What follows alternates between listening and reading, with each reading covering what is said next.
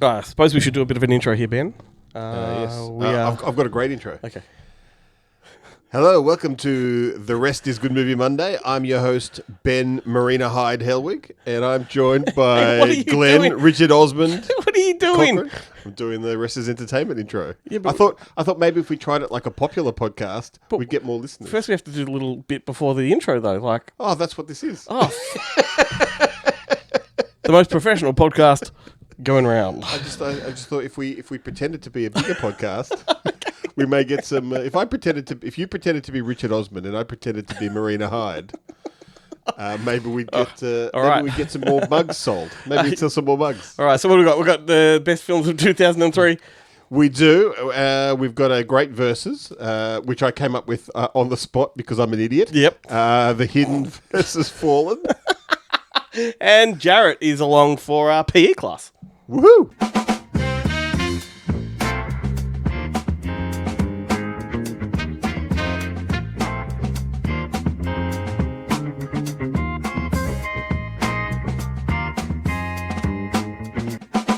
Welcome to the home of nerdy cinematic ramblings.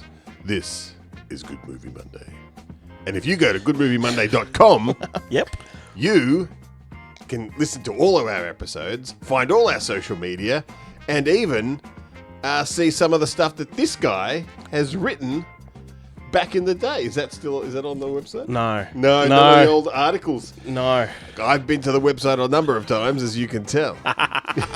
It is strictly podcast related. Only podcast related. But there are previous podcasts. There's Franchised. There is Rewind and Digress. There is What the Fuck Was That? There's the original FakeShemp.net podcast. It's all there. It's all there. Plus, there's merch, my friends. Merch. Get a mug. Buy yourself a mug. Get yourself a hoodie, a t-shirt. I need to get myself a hoodie. I'm just waiting until I lose enough weight that I can fit in one. Buy yourself a whiskey glass. A whiskey glass. We could do Good Movie Monday shots. Yes.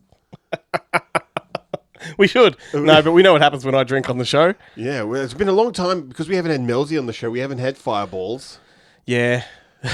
Should do some fireballs. And if there's one thing Melzy brings to the desk, it's fireballs.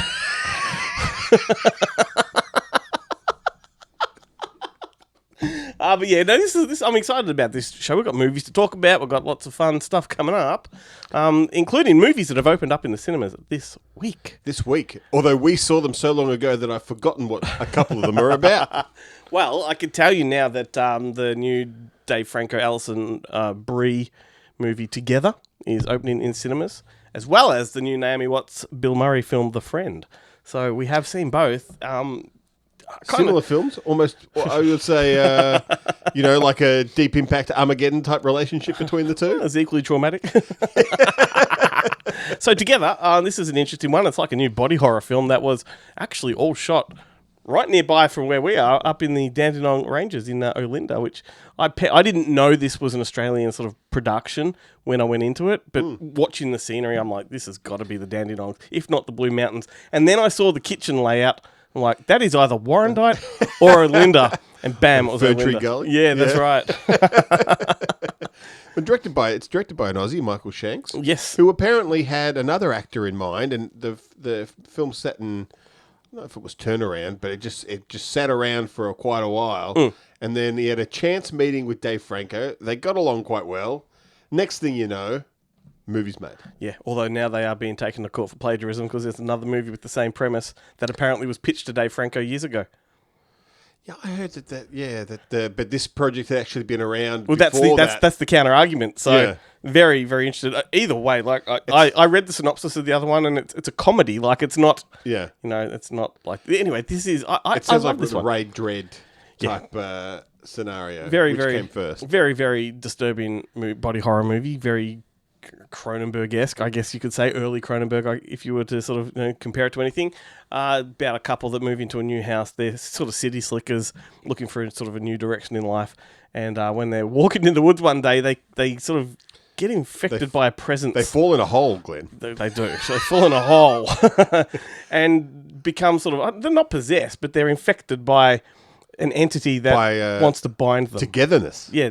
They're forced together, like their skin sticks together, and eventually they start to morph. And it's really gross. Like, It is. it's quite disgusting. But it does involve some fantastic use of the Spice Girls to become one song. And it's surprisingly funny. Like, there's a lot of not comedy in there, but there's a lot of humor, particularly Dave Franco. I love this guy. Look, he's the king of haircuts, that man. And this film, he does not disappoint. I mean, these two are, like, they're such a strong couple. Have you seen the headlines last week? These two have been paparazzi'd in a park in Los Angeles, sitting on a picnic rug. He's sort of outstretched, reading a book, and she's knelt over, clipping his toenails and then flinging the nails into the grass.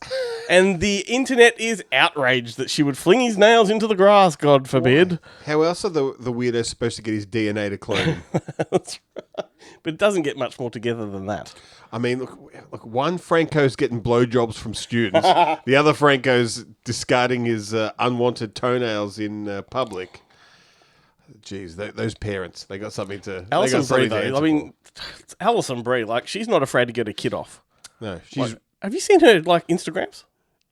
No. There is a great Instagram where they are in a hotel together, and obviously they've got their publicity people. Yeah. She's running up and down the hallway naked, knocking on his door. Yeah, but if I was as racktastic as Alison Brie, and I'm pretty close, I wouldn't be wouldn't be afraid to show them off. No, and there's a racktastic moment in this movie. Yeah, there certainly is. Yeah, and then we've got, in contrast, we've got The Friend. The Friend, yeah. Which I wouldn't say is a family-friendly movie, but it is one of those dog movies. And you know the kind of dog movies, Marley and Me and all that. You didn't know that going into it, did you? No, and Marley and thinking that it was going to be like a Marley and Me was a pretty strong reason for me not to have wanted to watch it. Luckily, it doesn't really go in that. It's a different movie, It's but not. it's There's not like a crying moment. Thankfully, no. There's So no old Yeller scene at the end. Or yeah, anything. I mean, but it does get pretty deep. It's a surprisingly dramatic film, but the general the synopsis of it is Bill Murray plays sort of an eccentric professor that passes away and bestows his dog upon his former student, ex-lover, best friend, and she really can't afford to take the dog on. But it's a great day, and she lives in a tiny, like, 1-bedroom New York apartment with a no dog policy. Yeah, and so she's stuck in a hard place. No one else wants the dog, so she sort of feels obligated to do it. And then it becomes what's a comparison movie? I'm trying to think of a movie like it. Turner and Hooch. Big Daddy. Maybe Big Daddy, where he has to take on the kid, doesn't want it. You know? I'd say Turner and Hooch. Yeah, Turner and Hooch too. Turner and Hooch, what do you... There's just no crime solving. There's just no, without the solving crime in their spare time. But yeah, I really enjoyed this one. Apparently is it a remake or it's based on a book that has a different conclusion? Yes, a book with a different ending, I think. Yeah, really enjoyed this one. Like, it was a nice surprise. We went into this one in like a little private cinema in the city. Wasn't a big, a cinema for two, so we could be together. But we walked out of it quite like we had an emotional experience. Yeah. Like, wow. Yeah. I was not like from the beginning of it. I thought, I'm not going to enjoy this film. I don't like any of these people. Yeah. And then as the movie went on, I really enjoyed it. That stone cold heart of yours. It cracked and warmed up. It cracked under the weight of a Great Dane. So there you go. Marmaduke. That is. Two banger films that have opened in cinemas this week, and also that has opened up last Friday is Happy Gilmore 2. We're going to save that conversation for a little bit later because there is conversation to be had, I'm sure. We haven't discussed it together yet at all. No. Looking forward to that. Physical media is very important, kids. One day, maybe the cloud ain't there. How are you going to watch Dogma? Being able to hold it in your hand and see the artwork and the posters and have the names, it's it's a real thing. It's such a sadness that you think you've seen a film on your fucking telephone. Get real. Pull up your jockstrap. Jarret's here with PE class. How's that for enthusiasm? How's that for an intro? That is fantastic. I wish you had told me to take my retainer out, though, because I'm scared. Spent so much money on this dentistry, and anyway, yeah. And it's August. For people that find this video just as a standalone during the week and not part of the whole podcast, this is a forecast of what's coming out on physical media for the next month. So there's a little bit of context for anyone that's just tripped upon the video. Stumbled across it on the old TikTokers. And Jarret is the go-to guy. He knows everything there is to know about what's coming out. It's true, gentlemen. Look, before I even delve into August, I just want to quickly address some releases that dropped, in July, and that I was sort of hoping that might come with the Blu-ray component because AID's been really unpredictable about what they're putting the Blu-ray with. In some instances, you get the Blu-ray, but the Blu-ray is a duplicate of the content that's on the 4K, like the special feature on the 4K. There's really no rhyme or reason as to why. And it's not even like, say, all the Paramount releases will only be 4K only, because that wasn't the case with, say, Election and some other releases. But I was bitterly disappointed to find that Clueless has come out and it's 4K only. So there's no Blu-ray with it, which means it doesn't have any of the special features, which means I can't upgrade my Blu-ray. I'll have to import that sucker. And then Terms of Endearment also does not have any of the special features, which I was really keen to watch the new interview with James L. Brooks. Not on this release. Slided. And then also, to add to that, okay, so Lethal Weapon, you know how that Steelbook came out and I had a rave about how the artwork was awful. It's coming out in September as a standard edition with the trade-wide, just normal artwork, which is fine. Although it does look like it's been, I don't know, like, Photocopied. There's been a lot of work done to Mel's face. And I can assure you that work has not been done in real life. They put the Instagram filter on it. If that's what it looks like, it looks like a certain someone we know that might have been a little bit, with the filters on the Facebook. But the Lethal Weapon release, I'm stoked that it's got Atmos. I'm stoked that it's got Dolby Vision. I'm stoked that they've actually gone and done 2 new special features for it, which is terrific. Although they're only 7 minutes apiece, which breaks my heart. They've got so many interview participants, and then they only do like 2 7-minute featurettes. I'm also happy it's got the theatrical and director's cut. But the legacy extras, like, why not just get some of these legacy extras? Like, I might want to watch the deleted scenes, but not necessarily watch the director's cut. Or, one of the many other featurettes has been put on one of the many editions over time. It's just, it's kind of, it's a bit disappointing. People will find more information on Lethal Weapon on the franchise podcast than they will anywhere else. 100%. I figured I'm going to get this 4K when the standard one drops in September, because it'll cost me like probably 25, bucks, $22 on a 20% off sale. And I'll just hold on to the Blu-ray, because I've got a very good feeling it's going to take Warner a long time to release Lethal Weapon 2, Lethal Weapon 3, and probably never to release Lethal Weapon 4 on 4K at this rate. So I'll just hold on to that for now. But anyway, that's my mini rant over. Sorry, gentlemen, I just had to get that out of my system, because when I don't know what's with this release until it shelves, and with the AID stuff, it's a gamble. Sometimes they tell you it's only a 4K, and then you walk into a store and it's got the Blu-ray with it, and you're like, do you feel that's better excellent. Now? I do. I feel like I've got that off my chest. Purged. I've purged. So moving on to August, gentlemen, the first release I want to mention is coming out from Studio Canal. It's only Blu-ray and DVD. It's a film that you both saw. I didn't get to see this one, and I fear, because my wife has, I think it's chlorophobia. I will never be able to see this movie in my house. What is it? Clown in a Cornfield? Yeah. Is that what it's called? It's such a confusing sort of title. I know it's obviously based on a series of popular books and whatnot. And you guys dug this one? I did. I thought it was really good. It's a little bit subversive. Like, it does things differently. Would you say if you were to interview the filmmakers and you said that the film was subversive, do you reckon they'd agree with that? Or well, I did interview Eli Craig on the show. Yeah, who is Sally Field's son, which I didn't realize at the time. And like, I saw a red carpet photo of them together. I'm like, well, they look identical. How the fuck did I not pick up on that? That's incredible. So there you go. Anyway, he's the guy that directed Tucker and Dale versus Evil. Great film, just as well. Anyway, God, I'm glad I didn't do an interview with that chap, because I would have had to have held everything and said, your mum, she is still smoking hot. Smoking hot. Have you seen Murphy's Romance? That movie, yeah, exactly. Fat City. I've loved her through the ages. Yeah.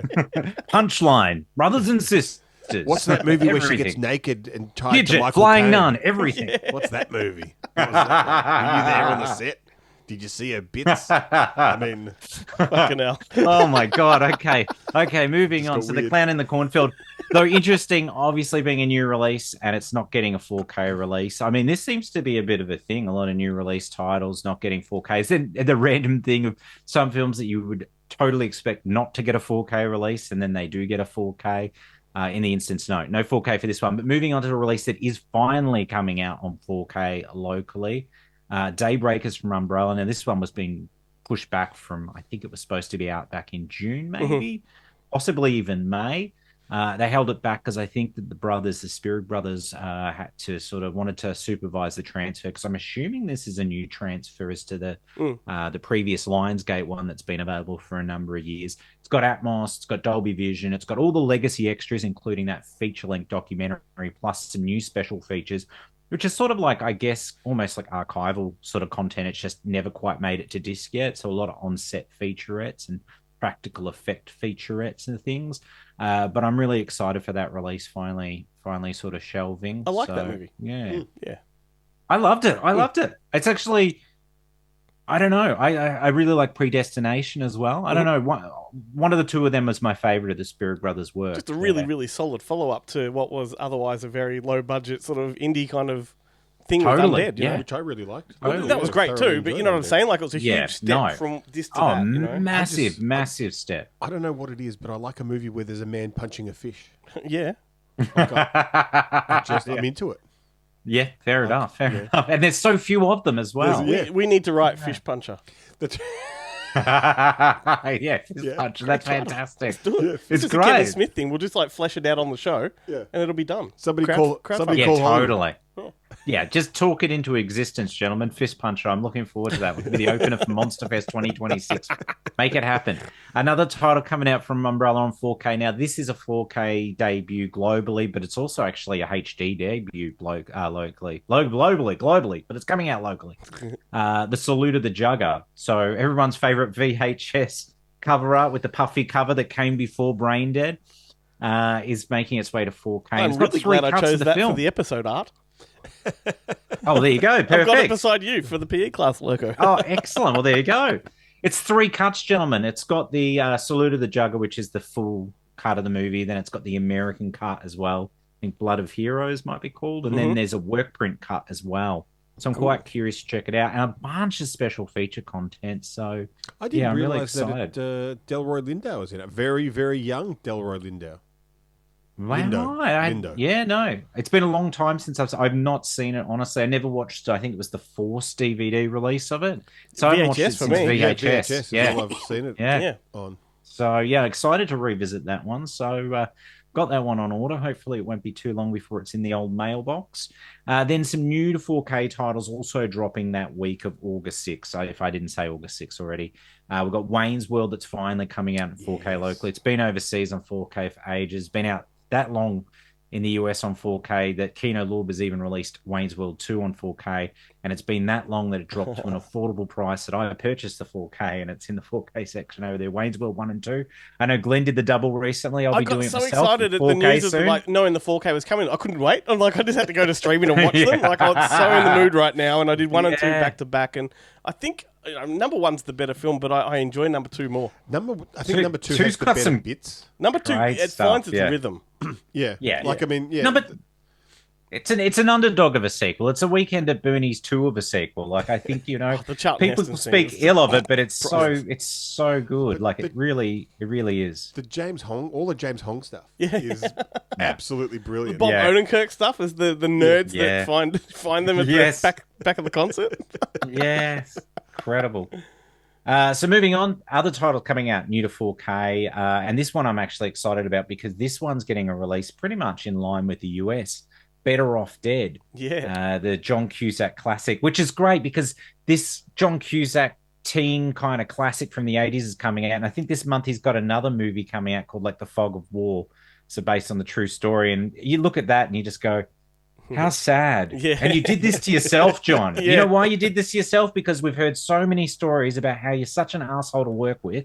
Yeah. And it's horrible to think because you were such a likable on-screen persona, but you seem like you're a dick, and so that's why you're doing the latest DTV movie. But what frustrates me about some of these 4Ks, this one particularly, is just the shitty cover art. Like compared to like these amazing theatrical posters they've had. What are they doing? I've got the old Steelbook release from the US, which has the what's his name?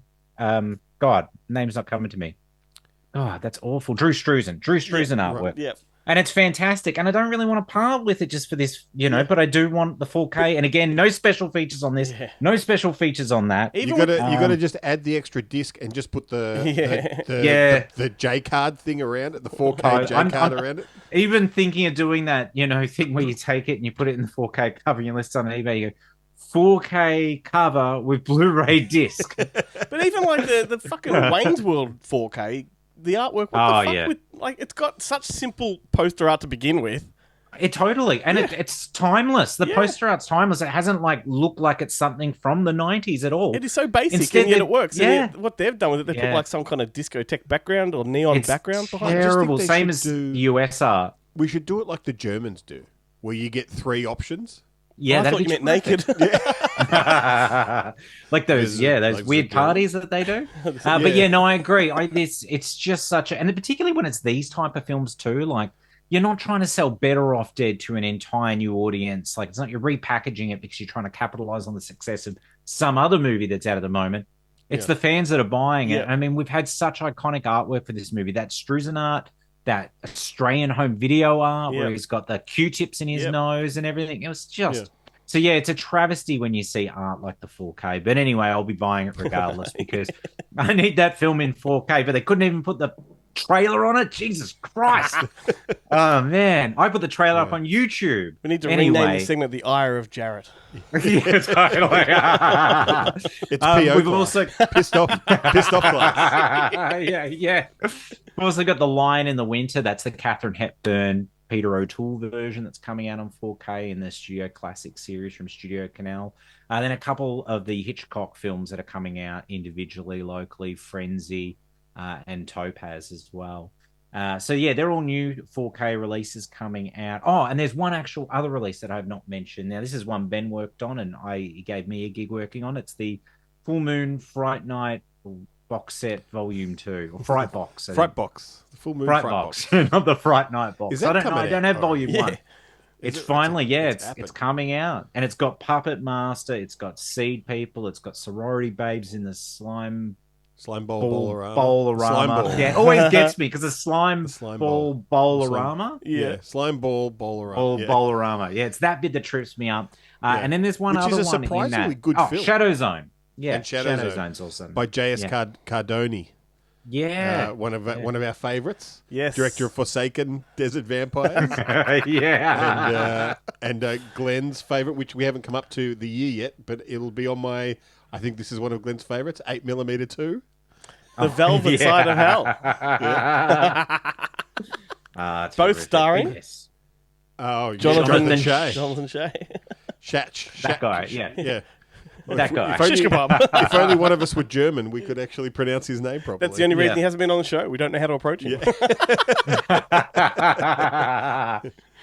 Anyway, so that one's coming out, obviously loaded with special features, including a video essay by this guy that made Ben laugh a few times.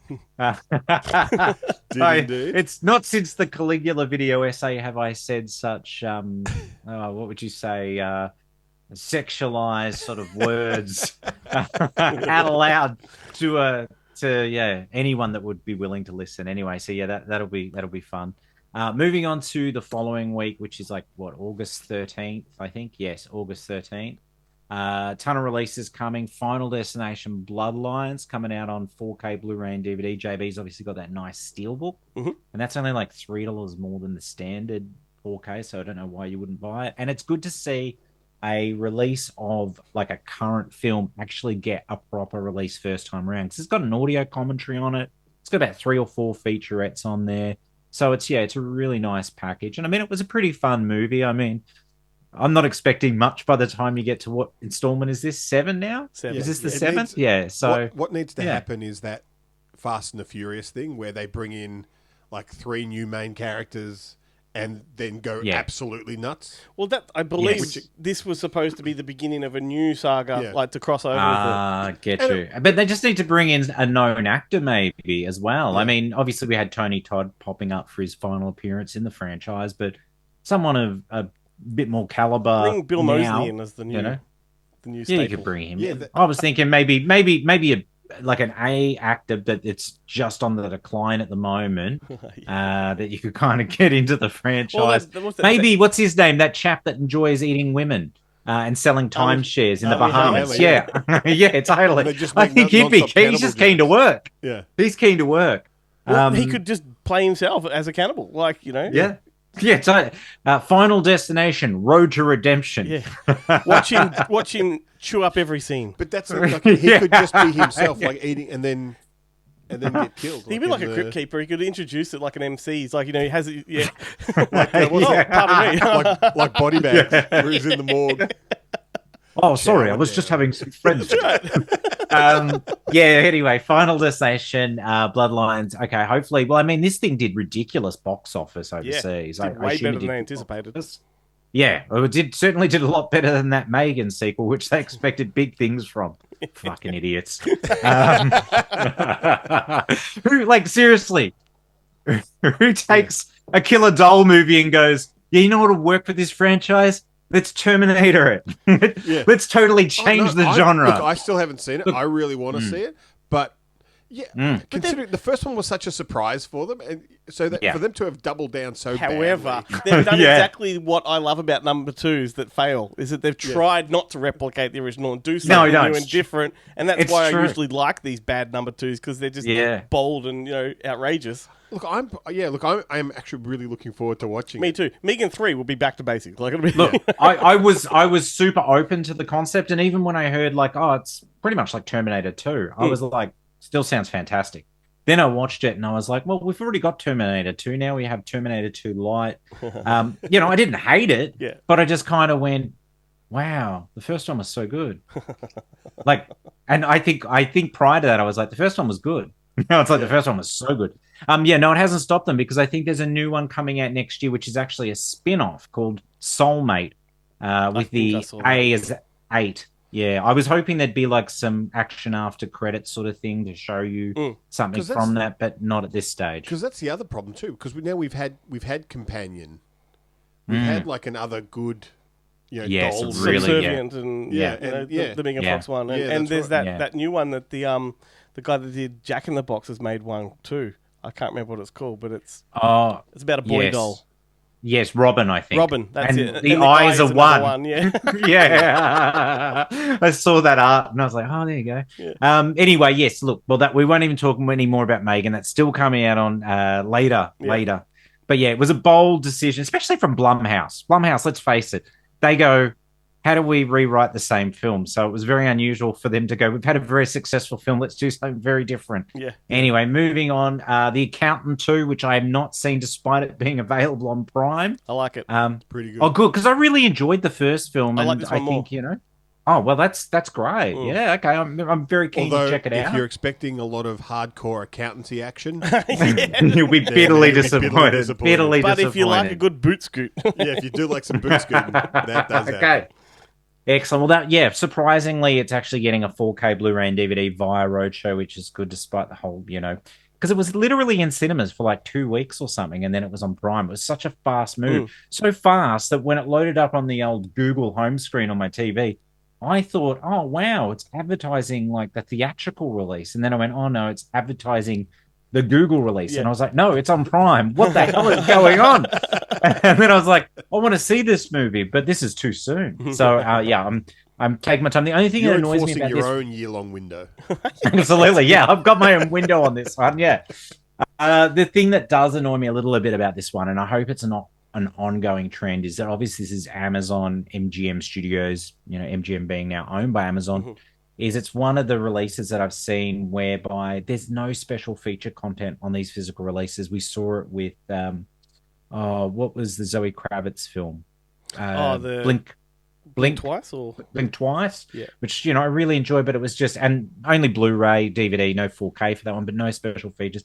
This is again the kind of case, and I'm like, oh my God, I hope this is not an ongoing trend. Which is weird, because I've been to the media hub for it, and there's so many featurettes there to download, you know? Yeah, totally. Well, I'm sure when the film got a theatrical release, they were releasing featurettes left, right, and center on YouTube. I don't even understand when they send them out on these publicity junkets and they do, you know, Google's most asked questions and all that sort of stuff. Why don't they have it in the contract? Like, yes, you can we can supply you with these actors, but we want to include this as an extra feature on the disc because 100%. they'll disappear from YouTube at some point. Yep. Exactly. It just seems crazy. Like it doesn't. I mean, look, if it does cost extra, it's a nominal amount. Oh, 100%, 100%. No, it's somewhat a worrying trend. Hopefully, it's not ongoing. But yeah, I haven't actually seen any other releases from. I know that maybe that Guy Ritchie film, maybe two of them, because I think Guy Ritchie's done two of them for the MGM Studios. The Jake Gyllenhaal one, and no, that's Apple Plus. No, the Jake Gyllenhaal one. The one he's in Iraq or Iran, Afghanistan. Yeah, the Covenant, that's something like that. That's the not Alex Garland. Alec Garland. But he has done one like that as well. Oh, okay. Is it called the Covenant or something like that's like that? that? Yeah. And then he did that League of Gentlemanly Warfare. Yeah, that's it. It's not the League of Gentlemen. It's not the League of Extraordinary Gentlemen. It's the League of something or other, and it's not a league of their own. But yeah, I haven't seen that release. We just don't know what the fuck he's done. Yeah, he's done so much stuff. I'm worried about diving back in again. I'm not even watched the Gentleman TV series yet. The guy just keeps pumping him out. Forget the movies. I don't know how. Just watch the Gentleman TV series. I've got that, and I've got 3 movies to catch up on now. Oh man! But anyway, okay. So The Accountant 2. I don't know how we got where we got, but we did. Also, August 13th, there's some new to 4K titles. They include Imprint's 3-disc release of Spike Lee's Malcolm X. Now, of course, just one disc's 4K, the other 2 are Blu-ray. Mm-hmm. Pretty spectacular package. My only concern is the fact that you can buy like the UK Icon release on 4K with Blu-ray pretty much for $30 most of the time on Amazon. So, yeah, I don't know. For me, it's not a compelling sell, this movie. It's not one of my favorite Spike Lee films. Not an essential purchase. But, look, if JB were to do that buy one, get one free again, I think maybe Imprint have enough rusted-on customers that just like to collect the Imprint stuff. That'll true. Get them, across the line. True. Yeah. Anyway, I won't rag on them. I actually have something I want to rave about toward the end. Don't hate me, people that enjoy the Imprint product. Moving on to August 20, we've got some new to 4K titles. One I'm really excited about is the Casper 4K that's coming out. I like this movie. Me too. I love Christina Ricci. So it needs a reappraisal. I think it's a much better movie than people sort of remember. 100%. 100%. And that's good because it didn't get a Blu-ray release locally. So it's jumping all the way from DVD to 4K.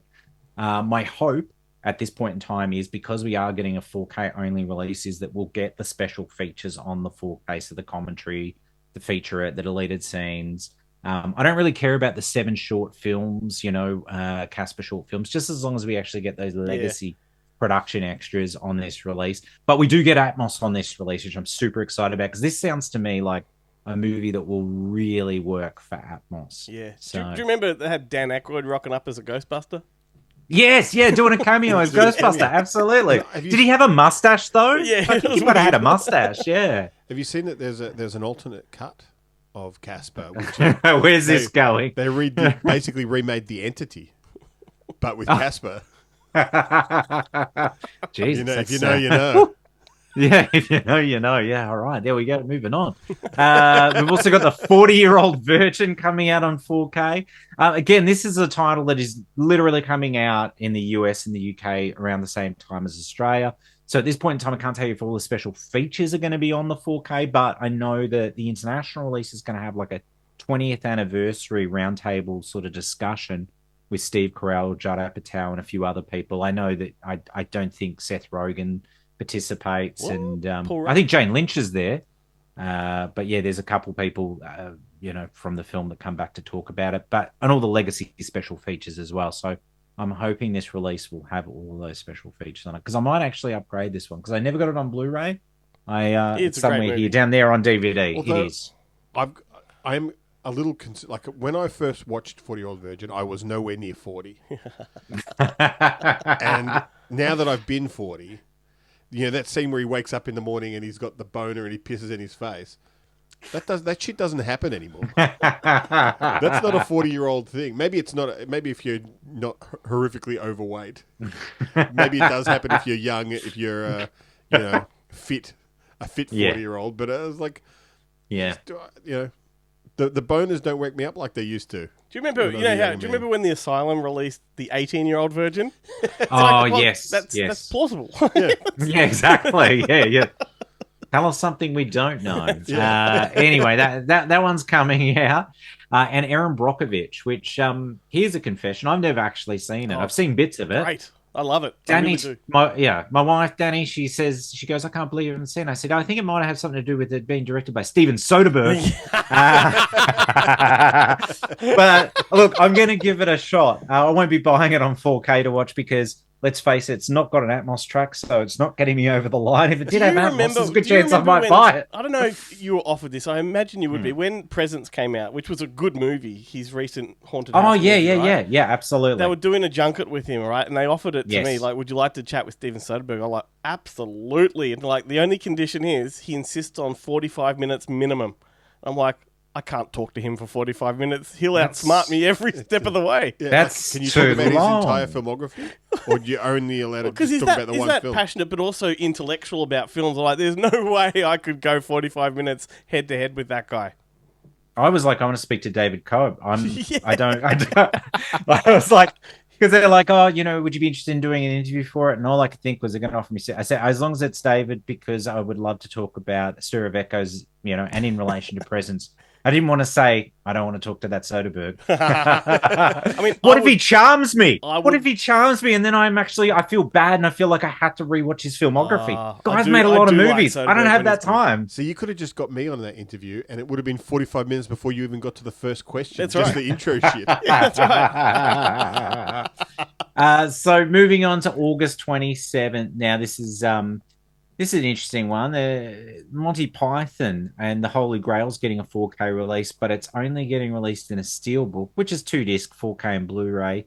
But they want to charge you like 60, almost $70 for this thing. Who do they think they are? Umbrella Entertainment? I know, it's ridiculous. Well, at least you get a rigid case and maybe some art cards as well. But I'm literally getting a steelbook with 2 discs in it, and I'm like, this is just kind of goes against the whole theme of the movie with the peasants versus the royalty and all that. Yeah, I reckon.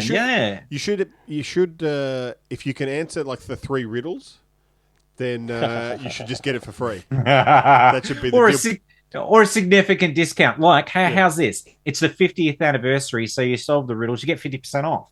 Yeah. So that actually brings it down to an affordable price of like $30-odd. You have to convince a French person to give it to you. No, we've got one. Knock it off. Yeah. Promise to fart in the general direction. But the beautiful thing is the steelbook, though, does have the original like sort of theatrical key art, which is somewhat annoying because I'm like, so we want it, but you're going to charge us a premium for it, are you? Really? And we love it.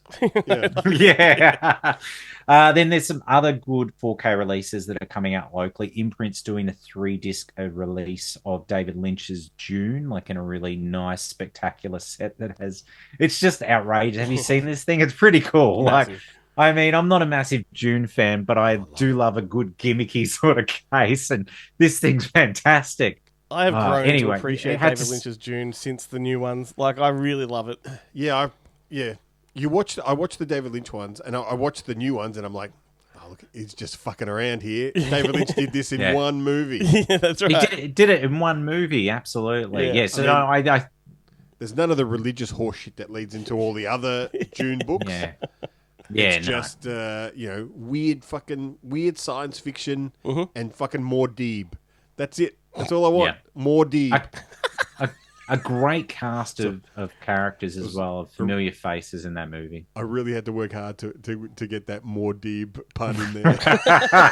You did. Oh, and I just went like this.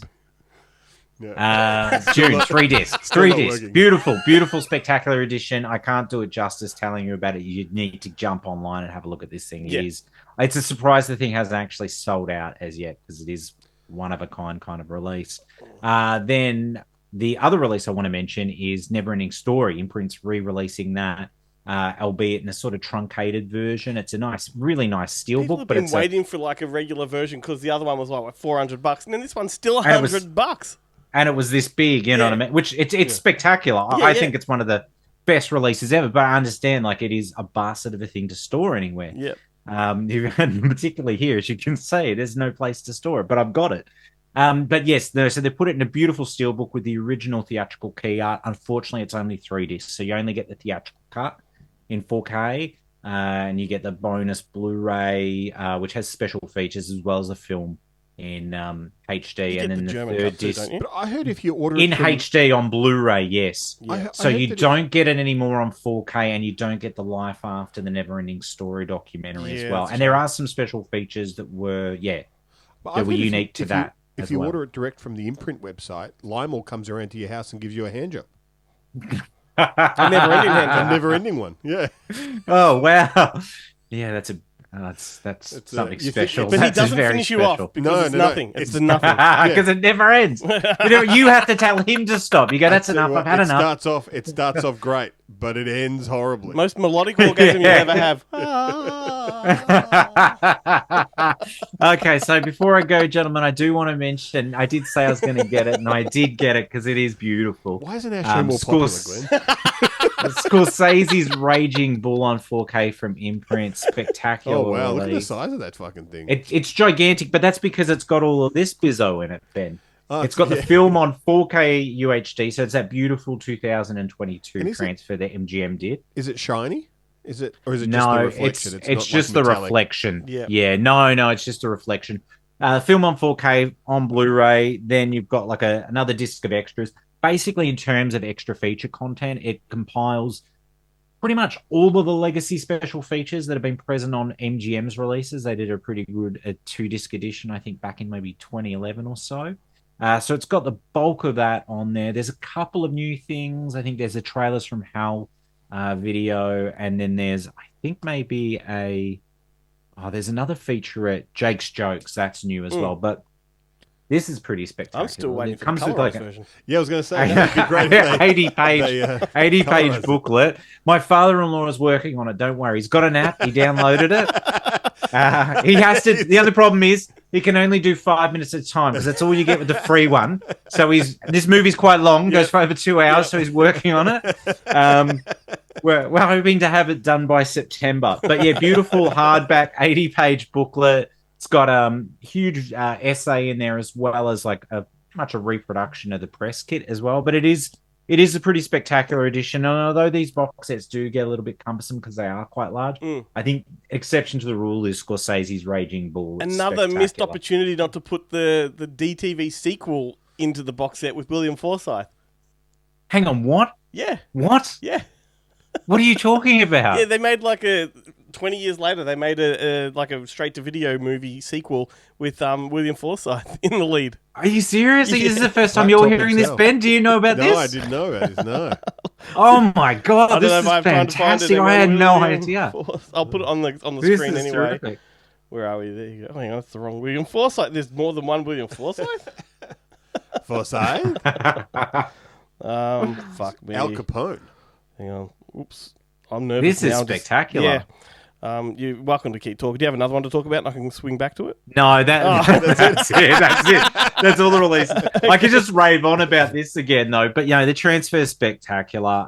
Look, obviously there's a Criterion release of it in the US and the UK. So they and changed that the release title. has a couple extra special features that aren't on this, but they're of no consequence. This, for me, is my definitive So release of Raging Bull. I remember there was a lawsuit. They had to change the title to the Bronx Bull. Ah, Yes. okay. The Because they Bronx originally Bull, called it Raging yeah. Bull too. Yeah, it was something like Yeah. that. It was definitely a Raging Bull sequel at the time. Yeah. Don't know where. That's it's- Anyway, awesome. there you go. If there's more information to be had, I'll put it on the screen. But yeah, I'm going to have a look. That sounds like the kind of film you won't find anywhere but either Tubi or YouTube. So I'll be hunting on both platforms to see if I can see this thing. That's fantastic. Anyway, I think that's, but it's it's the story of is it Jake LaMotta? 20 years later, so it's Hankry Bull. He's not raging anymore. He's just No. upset because he hasn't had lunch. well, there you go. Because there was a book, Raging Bull 2, and I believe that's what this is Right. based on. Anyway, I Interesting. digress. Oh, well, there you go. What a factoid. I did not know. I'm definitely going to have to check it out. And you're right. Yeah, probably a missed opportunity to put that on there, given that they couldn't even put the film in bloody color. Yeah. At least they could have put the DTV sequel in there. And did you know there was an Easy Rider sequel too around the same time? Really? Yeah. Like it's Nah, these late look, that sequels are sounds like Roadhouse familiar. That sounds familiar, but The Ride Back. Easy Rider, The Ride Back. Did Peter? Who's in this? No, Peter Fonda. This is a rape revenge film where they go back to get revenge on the hillbillies that killed Jack Nicholson. Dennis Jack Nicholson. Yes. It stars Jeff Fahey and Rance. Oh, Wow. yeah. This is really ringing a bell. Still looking for America is the tagline. God, they've been searching for a long Now they time. wouldn't be able to use the name Captain America. I'm sure that would have caused them problems. Yeah, totally. All sorts of legalities. Oh, well, although I don't know, Albert Pune was doing their Captain America in the 90s. So, Speaking of which, I've seen a whole lot of his stuff getting put out onto the Blu-ray lately, Yeah, including there's some Captain big- America and Road to Hell Yeah. and a few others. Yeah, Interesting. there's been some spectacular stuff happening in the Puniverse, in terms of releases. All from this globally. group called Yippee-Ki-Yay Mother Video. That's the name of The company. I wonder where they're getting all that stuff from. surely his wife Cynthia has given a lot out. Yeah. Anyway, there we go. Oh, anyway, gentlemen, that's it for August. That's all the good releases that are coming out this month. There is other stuff coming out, but if I haven't mentioned it, it's probably not even worth talking about. That was fun. Always is, gentlemen. So until next time, Stay physical. physical. Oh. Ooh, I didn't even say stay. I just came in on physical. It's Terrific TV Tuesday, the only Tuesday TV segment that drops on a Monday. All right, Glenn. What have you been watching on the TV this week? Caught me off guard then. I knew we were going to talk about this, but I didn't expect you to literally throw to it that quickly. All right. I decided not to reiterate the opening Okay. clip I was ready to have a snooze. as part of my my. I like to mix up the shtick every now and then. All right, so I have tapped into a show I've been looking forward to for ages. It's come Muriel's along. Wedding, the TV It's series? fucking hell, man. It's man, when that comes, you won't know it hit you. No, the new Netflix TV show Untamed with Eric Bana and Sam Neill, and it is fantastic. It is essentially a murder mystery in Yosemite National Park. And Eric Bana plays a character that's essentially the American version of Aaron Falk, who he was in The Dry and Force of Nature, those two movies he did down here. And it's from the guy that, the showrunner, I guess you'd say, is the guy that wrote Vacancy, which I know you like. Joe Dante's The Hole, Martyrs, The Revenant, Boys in the Boat, Twisters. He's got some really good pedigree behind him. And it's a murder investigation film, like I said, set in Yosemite Park, but it's got a really great opener. Like, the death is quite unique. Like, I've not seen this in film before. I'm not going to give it away because when you see it in the first episode, it's like, wow, what the fuck? And then it's pretty much procedural and formula in many ways, but it's done very well. The acting's great. The only thing I would say it goes against it is it falls into a trope that just about every murder mystery does, which I'd love to say what it is, but if I do, it really ruins it for you. But had they gone in a slightly different direction, this would have been one of the tightest murder mysteries of the last few years. It's that good. So yeah, Untamed, and Sam Neill's fantastic. So Sam Neill plays the park chief officer of the park, and what's the position that Eric Bana has? He's the National Park Services detective. So it's kind of like the FBI in the parks. He's like trying to stop bears stealing picnic baskets. No, that's Sam Neill. That's Sam Neill, you're right. For sure, but Eric Bana's the actual FBI guy that's attached to the government, that's there to to take down any sort of criminal activity going on in the park. Fantastic show. That must be a coveted position in the FBI. You're on park duty. Man, and whose wife did you accidentally fuck? And the funny thing too is the wife thing is a big thing as well. Oh, right. There's it's a fantastic little subplot in there because obviously his character has a story. His wife is still on the scene, but they're no longer together. And that dynamic works really well. But yeah, Sam Neill's fantastic. But the funny thing, what I liked about this is they're in a park that's full of trails that you can take quad bikes and stuff, but he still insists on riding a horse. And he takes along the new rookie, a female cop from LA, who's got her own story, of course. Yeah. And she's not used to the woods and all that kind of stuff. And it's a really cool, mentoring relationship going on as well. And he just doesn't want anything to do with her. Yeah. But at the same time, you can tell he's enjoying, putting her through the paces. Yeah. So, who doesn't enjoy a little hazing? And I'm really enjoying this stage of Eric Bana's career. He's been in Hollywood now for 20 years, right? I'm enjoying him more now in Hollywood than I have, whatever, the Black Hawk Down and all the other stuff he's done. Yeah. Yeah, I don't know. I'm enjoying him. I just like the idea that it's just a couple of, I want to say Aussies, because Sam Neill doesn't really count, but Oceanas. Down under blokes. Yeah. That's what I found amusing about it too. That's why I was so interested in this, because the trailer alone looked like, okay, well, this is the Dry 3. You know, like Eric Bana's playing that character again, and I saw Sam Neill. I'm like, fuck, this is interesting. Well, let's hope that season 2 has Brian Brown as the villain. Or just like another park ranger. Park ranger, yeah. It's the jewel of the park rangers. He's the one that's kind of he's gone a bit off the rails. He's up in the one of the cabins in the middle of nowhere that takes care of hikers. And then Peter Phelps comes along. And that would be amazing. I just love how they turn into the Aussies for a lot of these American shows. It's quite amusing. It's because most of the American lead actors aren't over 5 foot tall. Like they're all under 5 foot, so they need some blokes. Check it out, Untamed. I'd love to hear what you think about it, but that's what I've been watching. What about you? Well, I unfortunately didn't have Matt O'Neill to lean on for my pick, my recommendation this week. But I've managed to track down another show, and this is... I thought you were going to say you managed to track down another comedian. Another comedian too. Kind of. I kind of did. Okay. This is a TV show. It's called Bookish. Oh, I think I know it. And it's a mystery crime TV show. We're really British. hitting the crime shows lately. 6 episodes. Yep. This is created by Mark Gatiss, one of the League of Gentlemen guys. He's Sherlock Holmes. He's like, probably like now he's probably a national treasure in the UK.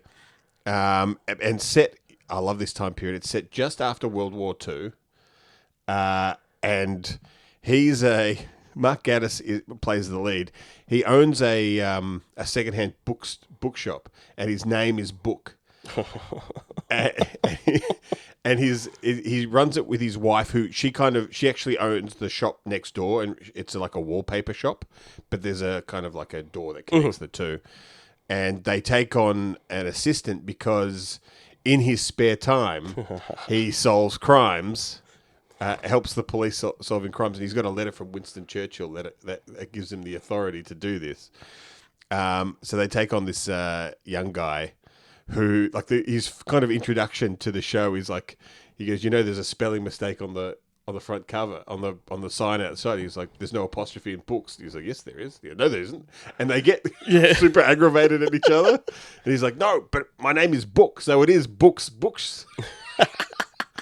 It's And Polly Walker, I haven't seen Polly Walker in anything, I feel like, for years. But she was in Enchanted April, and she's what's the Sean Bean, Jack Ryan? Patriot Games. She's the sexy shill in Patriot Games. And I think Shogun Medea, if you ever saw, I remember that from the video store days because it was at Video Flash in Ashburton. It was right near the front door, and it was like a Faded. big, and every time you walk past it, it was like a big puffy cover. And you're like, oh, Shogun Medea. I'm gonna have to borrow that one day. I need to look that up. Hang on a second. Shogun. Hang on. I've got to spell it right first. Yeah, hopefully it's not one of those ones where I've just made up the spelling, like the... Yeah. It's spelled completely differently. I've gone, it's Medea. Yeah, no, I can't find it, but that's right. We'll do it later and I'll... find that cover. But yeah, 6 episodes. Very, very British. And, like the first... It's not a crime of the week type show. Yep. It is a one kind of crime that they're investigating, but they do solve other crimes in between. Like the first thing that twigs the young guy into the fact that they solve crime in their spare time is that they come across a bombed out street, and they're clearing out, and they find like a whole bunch of skeletons, and they at first thought, the police are like, well, it's got to be a murder. And they're like, no, it's like a plague burial site where they just dumped all the bodies, 200 years prior. But yeah, it's pretty cool. It's on HBO Max, however you see that here. I think it's maybe an extra channel on Prime. Yeah, I think it is. Something like that. But yeah, definitely worth checking out. Sounds good, and I'm just going to keep looking for this fucking show. Yes, I do remember this. Oh. Tiny image. Don't you hate it when it's a tiny image? Yeah. Oh, my God. Yes, I remember that. Yeah, John Rhys Davies. Yeah. Is that Christopher Lee? Oh, wow. Cool. Sho Kusagi. Yeah. Brilliant. Now we can cut to the next segment. Now.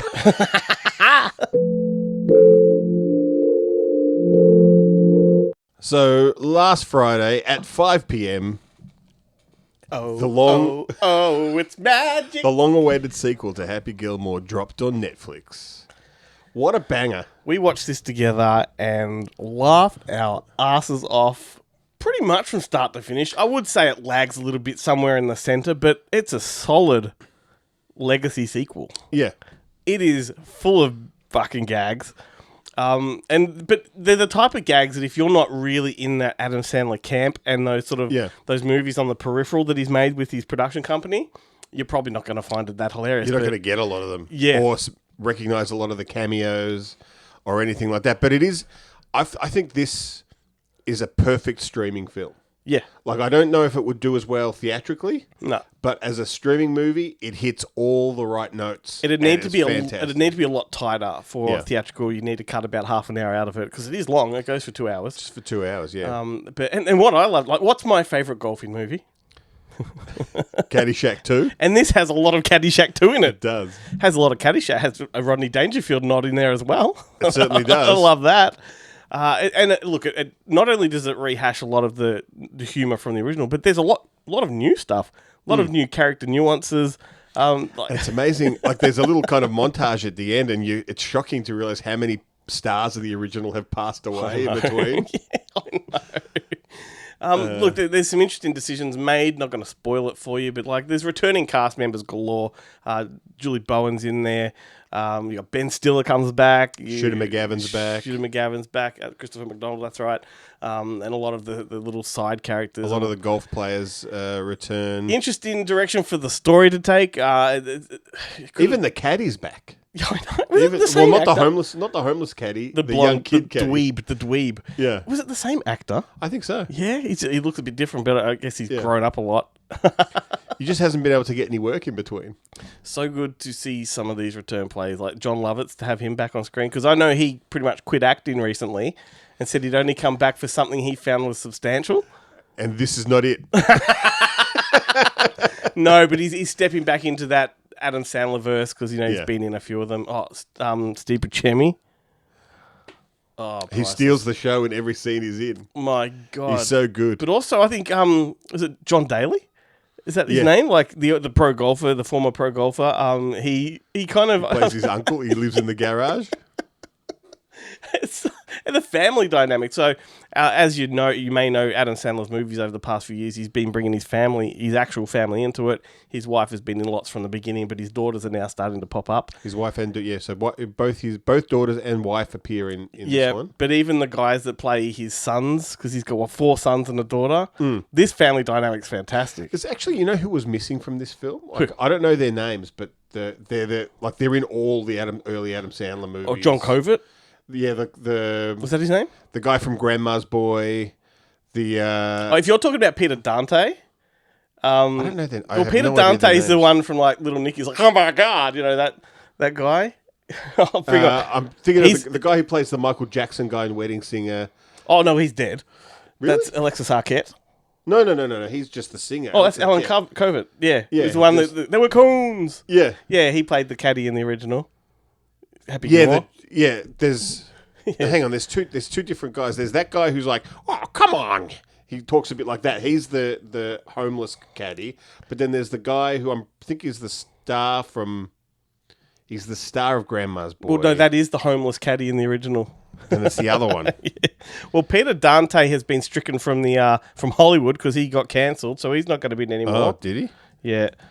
That's Peter Dante. So that's Peter Dante, that guy? Yeah, there's that guy, and then there's another one. Okay. Well, he was never going to be in it. Alan Covert's that guy.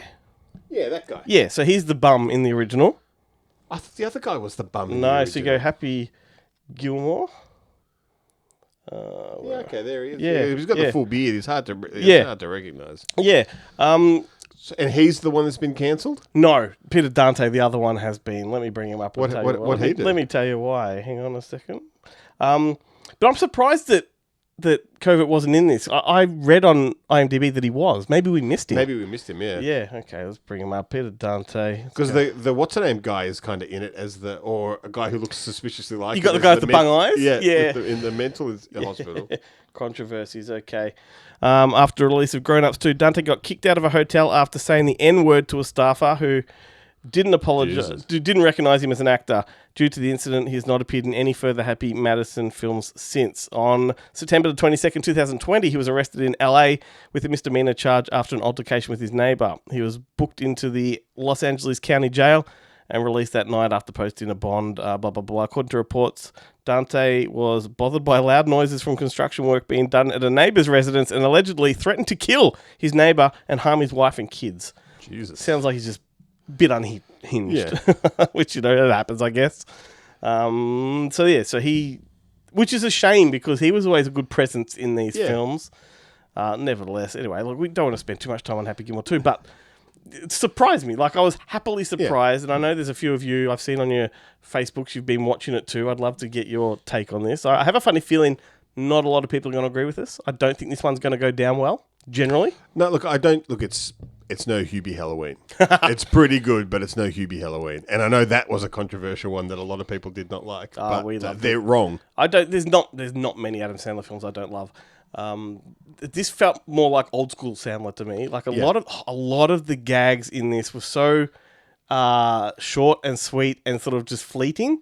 You know, the camera just sort of brushes past some of them, but you and I were in stitches for the next 20 seconds. Yeah. Great stuff. Loved it. And it is the greatest Eminem, the thing Eminem has ever done. Yes. 100%. Stick 8 Mile up your ass. Happy Gilmore 2 is where it's at. Well, I don't remember any forward rolls in 8mm. Yeah, he just gets his ass out. But what the fuck with Post Malone? He did nothing.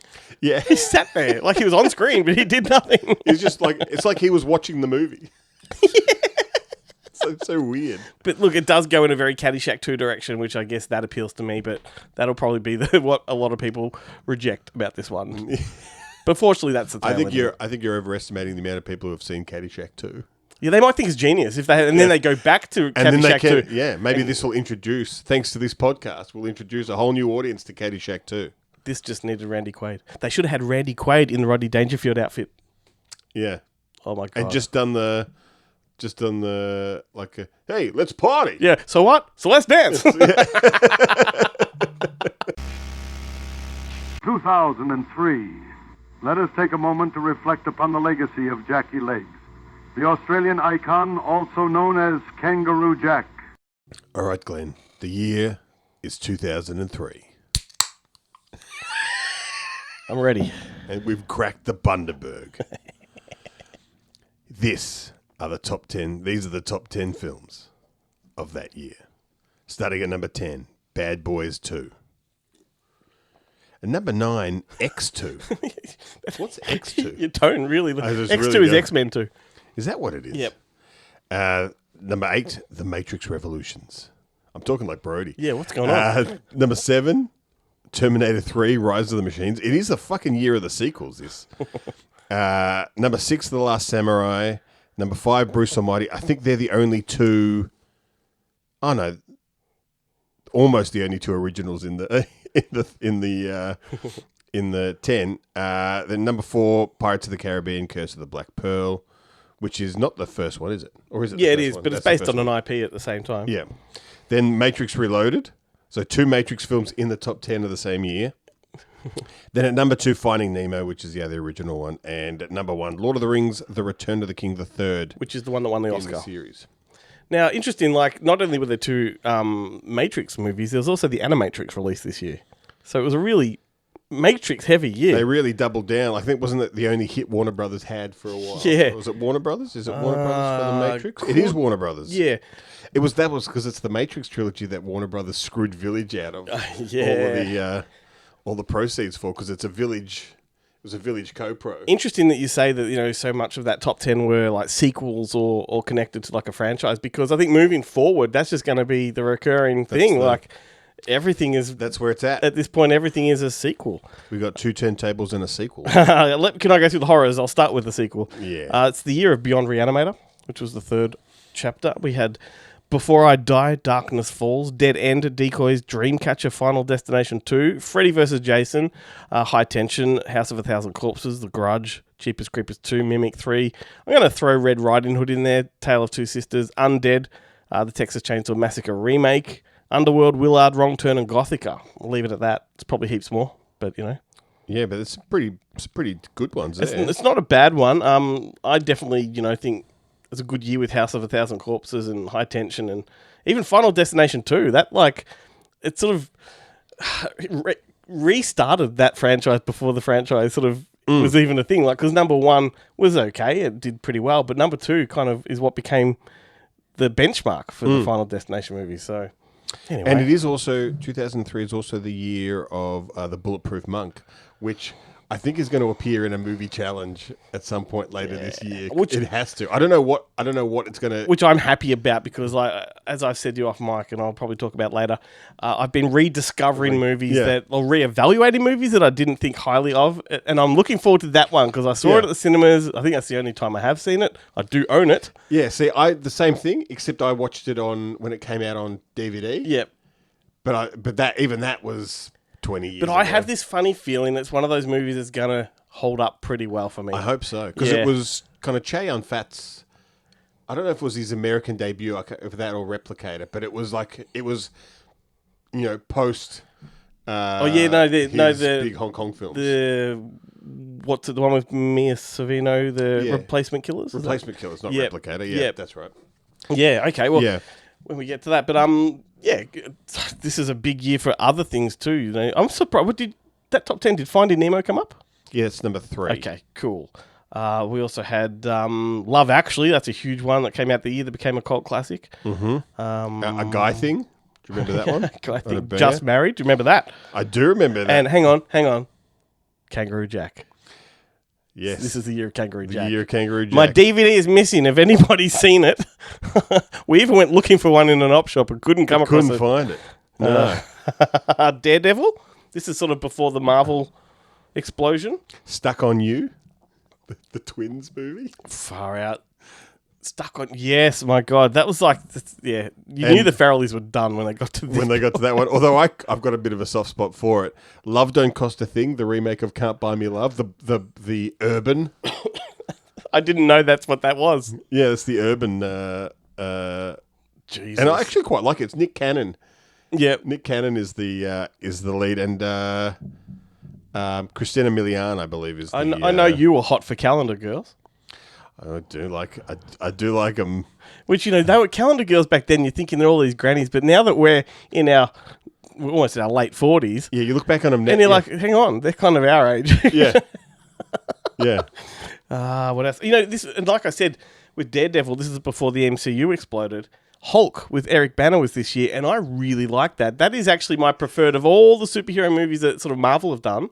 I'll take that over any of the MCU stuff. Well, I think because it's most well known for its giant Hulk dog nards.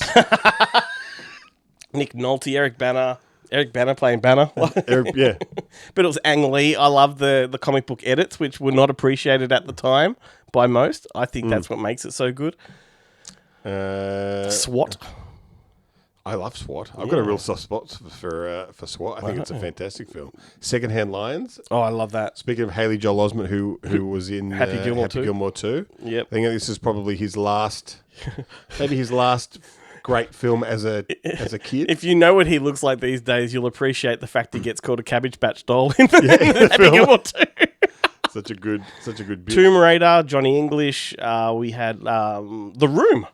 The Room. The Room. Jeez, I didn't think it was that old, but there we go. Yeah. Lost in La Mancha. I think it was possibly the first feature-length making of doco of a film. No, Full Tilt Boogie. That you've seen. Full Tilt Boogie. Oh, I remember that. But that was, I always felt like that was, I mean, it was. It's the making of From Dusk Till Dawn, but I always felt that it was a DVD extra, but that's just what it became. But it actually got its own release. It went theatrical at one point, Look, so many. We could just keep going and going. Down with Love. Open Range. That's a great one. Dickie Roberts, speaking of the Adam Sandler verse. Cold Mountain. That was a fantastic Cold film. Creek Manor. I love that one. That was I think, was it Catherine Bigelow? But it was definitely Dennis Quaid. That was a really unexpected horror film. And not to give away one of my picks, but it is possibly the greatest film of all time, not just 2003, View from the Top. Yeah. Came out in 2003. If you haven't seen View from the Top, I highly recommend. It's the year of Kill Bill as well. Like, it's just a huge year. So should we maybe just guess each other's? Yeah. That's what we're here. That's what people are here for. I actually really struggled this year for you. I've got 3, but... Let me just do a couple of Aussie ones as well, because there's some big Aussie ones this year. We had Ned Kelly, Razor Eaters, Swimming Upstream, Undead, The Visitors, The Wannabes, remember that? Mm-hmm. Bad Eggs, love Bad Eggs. Danny Deckchair, Getting Square. Harvey Crumpet won the Oscar. We'll leave it at that. There's a few more, but take away. The Wannabes, to say that. Oh, Visitors, the Richard Franklin film. I like that one. Yeah. Everett DeRoche. All right, let's guess. Do you want me to go first, or do you want to have a crack? Let me have a crack, because right. I've only got 3 for Okay, you. I'll turn my screen in case And, I mean, you've already mentioned one. I think Kangaroo Jack is on your list. It's not. I Wow. almost put it in there just for you so you could get one right, but no. I mean, it's a movie I do love. I don't know why I love it. I just do. I think Yeah, there's nothing. I mean, there's no reason to feel, why you shouldn't embarrassed. love No, it. It's I don't feel embarrassed. It's a good No, film. not but embarrassed, but it's There's no shame. Christopher Walken. that's right. Jerry O'Connell, fucking Anthony Anderson. It was the film that brought Christopher Walken to Australia. There's And nothing that wrong chick with from that. Planet of the Apes that went nowhere. Stella Warren. No. Yeah, I think that's it. Yeah. Yeah. Where'd her career go? Yeah. I don't know what happened. Yeah. I think she did. Didn't she do that? Remember there was it not called Perfume, but there was a Pret-a-Porter alternate model behind the scene thing that she was the star of, and that She did it. She exploded, fizzled. and she went there's 5 films back to back that were. She was in was it Talk or one of those type of movies? Can't remember. Biker Boys, I think it was something like that. which came out in 2003. There you go. Well, if you've got a good list there of films that you think would be on my list, I reckon you'll get at least one. Well, I've got so Kangaroo Jack was one. The Mighty Wind. 100%. Yeah, and Harvey Crumpet. No, No, I'm not a huge fan of that. Oh, okay, I thought Yeah. you were right up in the Adam Elliott No, show. not at all. Not at all. I No, think right. just the recent one, Memoirs of a Snail, was particularly good. Right. I enjoy his work, but no. Okay, that's it. That's my 3. Okay. That was my 3. Okay, Yeah. I'll reveal now. Yeah. So, A Mighty Wind, Open Range, Right. Secondhand Lions, What a fucking banger! School of Rock, Wow. I didn't even Mystic see that River. on the list. Yeah. Right. and Ned. The Yeah, Aussie, okay. the Aussie one, What's yeah, his name? right. Who was it? Abe Forsyth. Yeah. Yeah, I love that. The fact that Jeremy Sins plays a farmer that farms rubber, thinks it's going to be the next big thing. It's rubber. You can make anything out of rubber. So good, so good. All right. So now you got to pick mine, Alrighty, so I have picked 4 for you. and I've got 1, Someone's 2, texted me. 3, 4, 5, 6. Okay, wow. 6 in my list, and I've already mentioned 1. Yeah, View from the Top. Yeah. Yeah, I didn't guess that, but I should have. I really should have put more thought to this. Okay, so I've got Holes. No. Okay. Identity. No. Ooh, Master and Commander. No. Wow. I do like that I've only film. got one more left. Timeline. No. Though I also like that film. Yes. Matchstick No. Men? No. Okay, I'm just No, I didn't care for that film. throwing darts at the board now. So I had American Splendor, Of course. Pool Hall Junkies, Yes. The Last Samurai, The Station Agent, and probably the film that I've watched the most out of all of those, The Core. Ah, yeah. Like, I've watched that an embarrassing amount of times. That was a good one. You know, I have a real problem with The Station Agent. Really? Yeah, because it's the movie that gave us Peter Dinklage, It is the movie that gave us Peter Dinklage. and that's a problem. Well, not... Yeah, I mean, Yeah, his he's career, not his in, career wouldn't have taken off if it wasn't for that. yeah. Yeah. Which is a shame, because I just can't stand him. Although, in Pixels, he's quite good. Pixels is a masterpiece. And I Love You, too. That was pretty good, too. Yeah. In fact, I love him. Yeah. He's your Ray Fiennes. Yeah. Oh, my goodness. Okay, interesting. Yeah. That's a pretty good year. But I get the feeling that we're hitting the turn. Oh, because now, it was harder. finally. Yeah. I think I knew it was coming. I think because I really struggled to pick the ones for you this one. Not that I've had any luck in the past. Speaking of a mighty wind, have you seen the trailer, the new trailer for Spinal Tap 2? It dropped on Friday. No. Oh gosh, we'll have to watch it after this. It's great. Is there? Do they do another? It's not Fat Bottom Girls. That was an actual song. What was their one? Well, Fat Bottoms was one. Fat bottom. Talk about mud flaps. My girls got them. Yeah, yeah. Big Bottoms. Big Bottoms. That's Big right. Bottoms. Big Bottoms. Yeah, because Fat Bottom Girls is the actual Queen song. Yeah, that's right.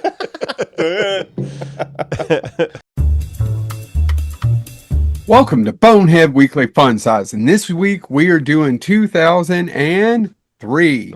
Gentlemen, I had a really good time at two movies that I remember it very well, vividly, and the audience was popping, and the movie worked on every level. And it's not going to win any Academy Awards, and it's not going to sing me any praises. But when New Line finally rolled out Freddy vs. Jason, it hit almost or checked every box. Agree. It's a big hit. Go back and watch it. Other than some of the CGI kind of sucks, it's still a lot of fun. It's just a fun movie. They got most of it right. They got so much right, it was hard to believe. Right. And it's sad, and I agree with Robert Englund. Why on earth New Line left all that money on the table of the sequels they could have made to that is beyond me. The only thing that bothered me was the Jay and Silent Bob ripoff. That's the only thing that bothered me about that movie. There's several different things that are like, oh God, this doesn't. But you just don't expect them to get that much right and make it that much fun. I agree, James. I can go. I'm going to be honest.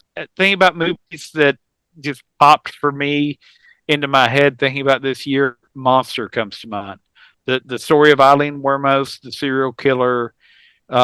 Prostitute turned serial killer, based on obviously a real story. Charlize Theron dove into that role and owned it, and just it's not a movie I go back to for comfort for obvious reasons, but it is an effective film. I do. Bruce Dern always looks hot in that.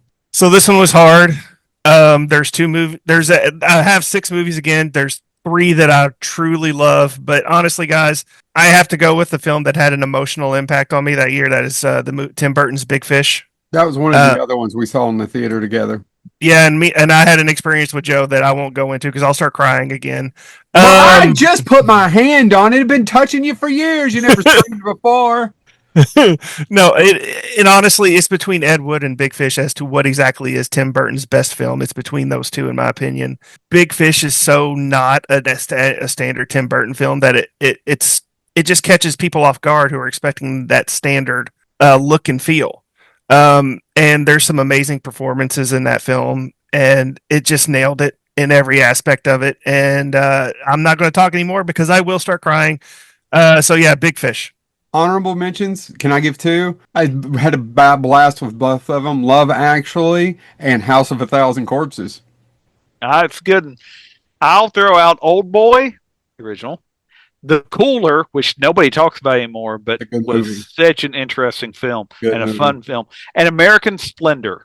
Yeah, God, that was a good one. We saw that. Oh, I forgot about American Splendor. Run down for me, and that's it. This has been Bonehead Weekly Fun Size.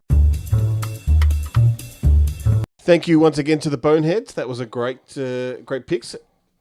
No overlap, I think, with any of us this year. Not at all. Although, we just listened to it. We should know there was like an honourable mention there that may have been a crossover. I can't remember what it was. Oh yeah, American Splendor. Yeah. That whole sequence where he's doing that. I want to go see Revenge of the Nerds. I don't know if you know this, Harvey, but people think that I am a nerd. And in the movie, when everyone says nerds and go, yes, I did it, I went, yes. that whole sequence is so hilarious. And it's happening, that scene where they go behind the scenes and the real people are there, and Paul Giamatti and the other guy playing the other nerd are watching the real people do it and just like can't believe that these people are real. Oh, man. Who doesn't love a good nerd movie? Do you remember The Killer Nerd, the Troma film, with part 1 and 2? Killer Nerd? No. It's so good. It's really cheap, cheap, but far out, like, it's great. Oh, I'm going to have to check that out. Maybe that's going to Were they made in 2004? I hope so. They could be my movies next week. Shit. So, movie battles. Wow. Yeah, I know. Shit. Place is falling down. It's the movie battle is destroying the studio. All right. I thoroughly enjoyed this movie battle. Oh, so did I.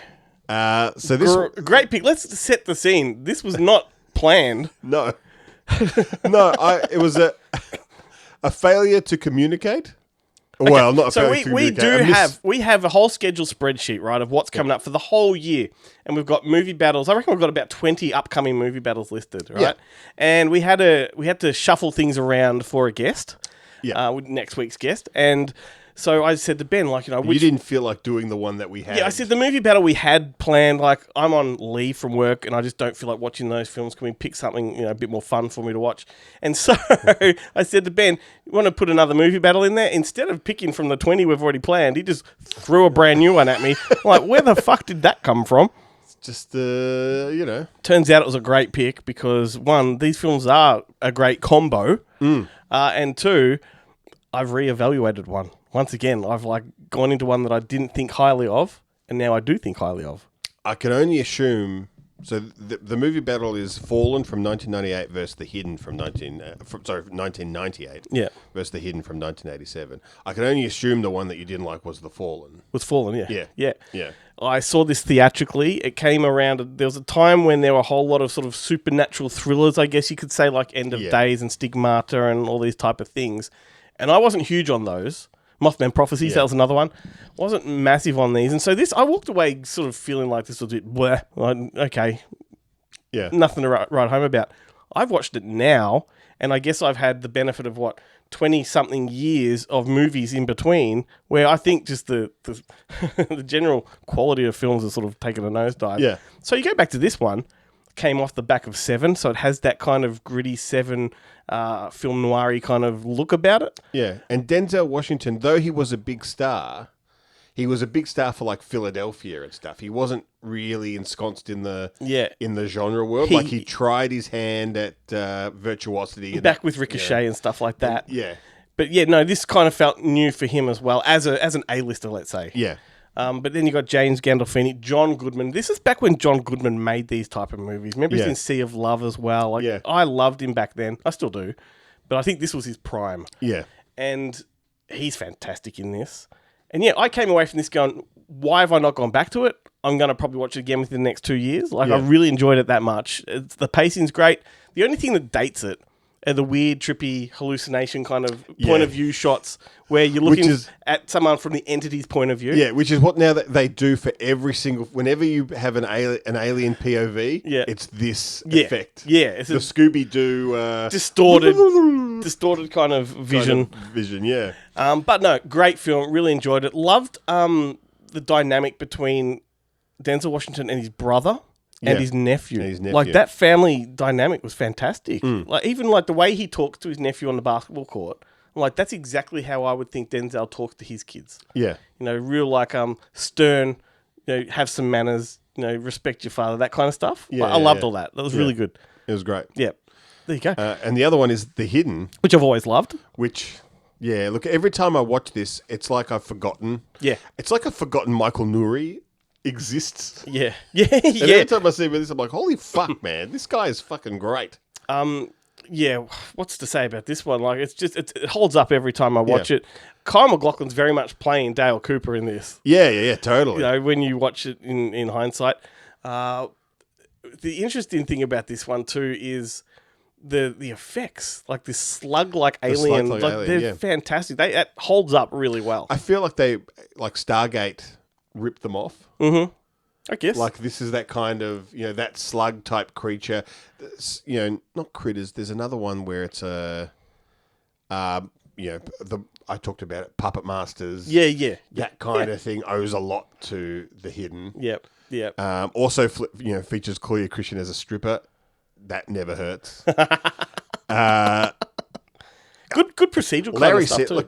But all of his cop buddies, Larry Cedar, Edo Ross,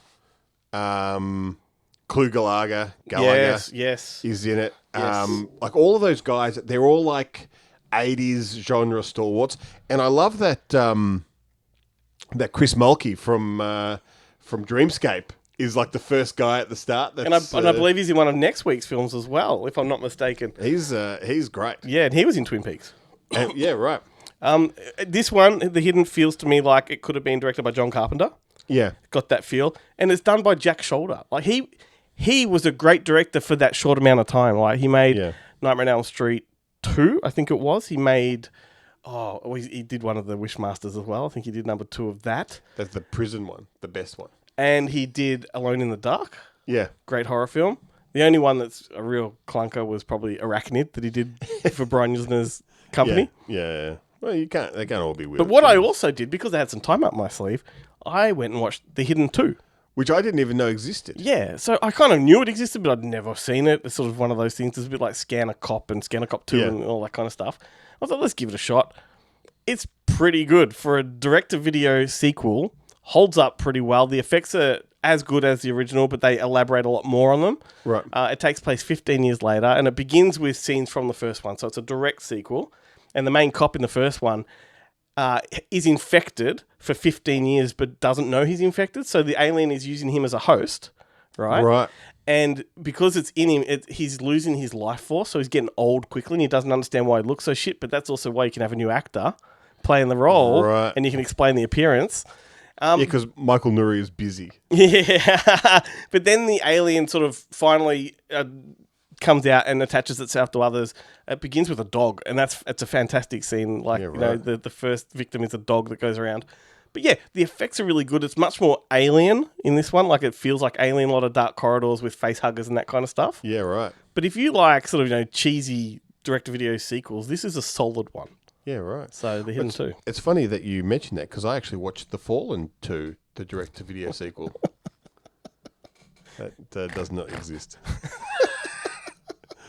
I really bombed with that one. But there you go. Oh, so but which one wins? Which one came into this firmly believing that The Hidden would take the cake? Yeah.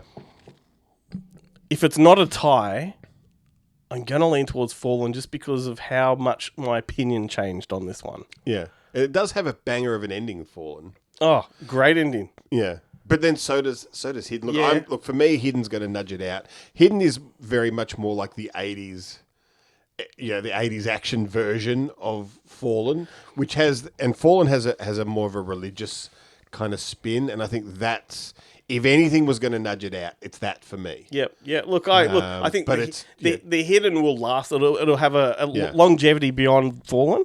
But no, I was just so surprised by the this. thing that's weird is, like, when I was looking at them, they both split critics. Mm. There's a lot of bad reviews out there for both these films, and a lot of good reviews for these films, which I find very interesting. I actually think that The Hidden would make a great double with Remote Control. Oh yeah, like, I just think that they share that kind of the era aesthetic. And there's that great scene when he's in the record store in Hidden, which is Hunters and Collectors is a record on display. On display, and the song comes up. There's 2 songs in the soundtrack. Yeah, yeah, great. And Hunters and Collectors. That's the second time they've been mentioned on this show in like 2 weeks. Yeah. One time legitimately, the other time by mistake. There we go. We got a winner? No, we got a tie. No, I think it's a tie. I think this one's like it's close. It's a tie. Yeah. Yeah. All right. Cool. All right, Glenn, it's time to wrap this shit up. Get it on. Bring it home. Alrighty. With some rapid-fire recommendations. So, hit me, baby. What are you recommending? If it wasn't for you deliberately picking movies from the year that we've been talking about, I reckon we might have doubled up on this one. Oh, interesting. So this is a part 2 that dropped on Netflix only like last week. And I know you enjoyed the first one because I think it was a recommendation. I think I recommended it too. Bank of Dave 2.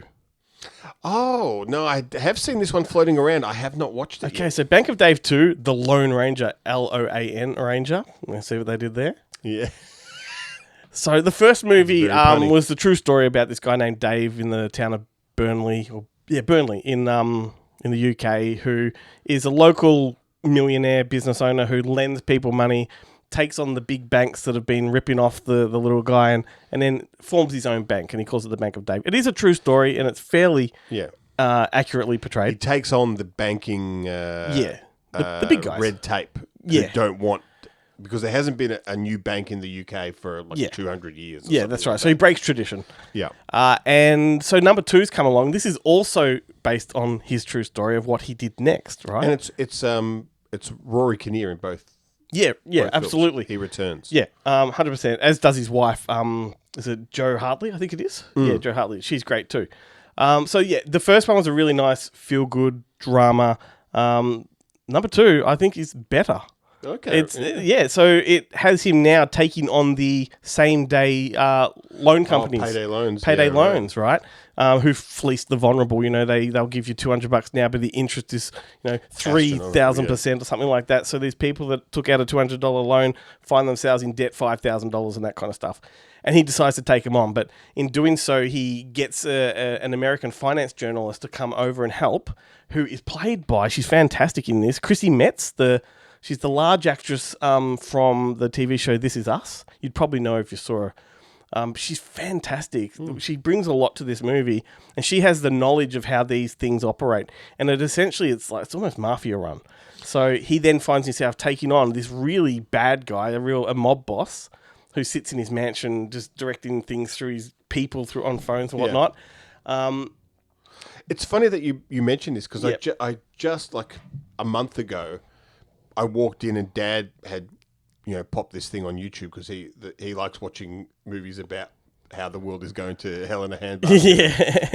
A state of poverty. And he had this whole doco on people in the UK just being totally decimated by debt because of the council taxes and these payday loans, which because they literally, and a mate of mine who lived in the UK for a couple of years said he got there, he rented a flat. Yeah.